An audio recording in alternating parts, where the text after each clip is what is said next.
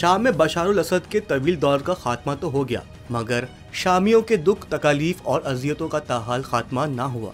बशारुल असद की हुकूमत का खात्मा होते ही शाम में ग़िज़ाई किल्लत पैदा हो गई। हज़ारों खानदान 2 वक्त की रोटी के लिए परेशान हैं। अक़वाम मुत्तहिदा के इंसानी उमूर के दायरे के मुताबिक असद हुकूमत के खात्मे के बाद दमिश्क, दीर अल-ज़ोर, हमा और बड़े शहरों में खुराक की किल्लत है। अदलब और हल्ब में 27 नवंबर से 9 दिसंबर के दरमियान रोटी की कीमत 900%, जबकि मुर्गी की कीमत में 119% इजाफा हुआ है। कनीत्रा, मुबंज और दीर अल-ज़ोर में खुराक की तकसीम और बुनियादी ज़रूरत की अशिया तक रसाई शदीद मुतासिर है। तबका में कम अज़ कम 6000 खानदानों को फौरी खुराक की ज़रूरत है।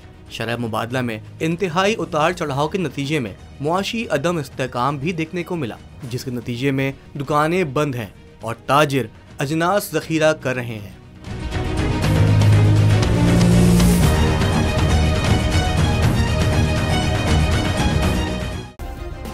सब्सक्राइब करें और बेल दबाएं ताकि कोई खबर रह न जाए।